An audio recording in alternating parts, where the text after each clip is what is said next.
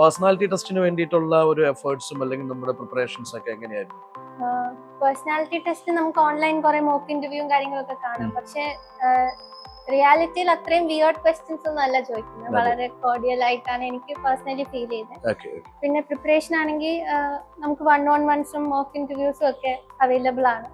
പിന്നെ ഞാൻ സാറിന്റെ അടുത്തും ആ സമയത്ത് മെസ്സേജ് ചെയ്തിട്ടുണ്ടായിരുന്നു. അപ്പം ഒരു ദിവസം രാത്രി ഒരുപാട് നേരം ഇവിടുത്തെ ഫാക്കൽറ്റി എല്ലാം സ്പെൻഡ് ചെയ്ത് ഒരു മോക്ക് ഇന്റർവ്യൂ തന്നു. അത് വളരെ യൂസ്ഫുൾ ആയിരുന്നു. യൂഷ്വലി നമ്മൾ നോക്കുമ്പോൾ 1-on-1s ഈ മോക്സും എല്ലാം ഭയങ്കര റിച്വൽസ് ആണ്.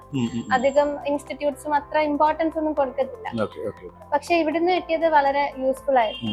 പിന്നെ ഞാൻ ഒരു കാര്യം കോൺസ്റ്റന്റ് ആയിട്ടുണ്ടായിരുന്നത്, ഞാനും അമ്മയും ChatGPT യൂസ് ചെയ്തിട്ട് നമ്മൾ ക്വസ്റ്റ്യൻ ആൻസർ അങ്ങോട്ടും പറഞ്ഞ് അങ്ങനെ ആ രീതിയിൽ നോക്കുമായിരുന്നു. അതെ അതെ, നമ്മളിപ്പോ ടോപ്പേഴ്സിനൊക്കെ എടുത്ത് നോക്കിക്കഴിഞ്ഞാലും പല ബാക്ക്ഗ്രൗണ്ടിൽ നിന്നുള്ളവര്, അങ്ങനെ ഒരു ഡൈവേഴ്സിറ്റി അവിടെ നമുക്ക് കാണാൻ പറ്റും. പിന്നെ ഓർക്കേണ്ട ഒരു കാര്യം, ഇതിനകത്ത് കുറച്ച് അൺപ്രഡിക്റ്റബിലിറ്റി ഉണ്ട്, അത് മനസ്സിലാക്കുക. പിന്നെ എനിക്ക് പേഴ്സണലി ഫീൽ ചെയ്യുന്നത്, നമുക്കിത് കിട്ടിയില്ലെങ്കിലും വേറെ ഏതാ വഴി എന്നുള്ളത് കറക്റ്റായിട്ട് ഒന്ന് അറിഞ്ഞിരിക്കണം.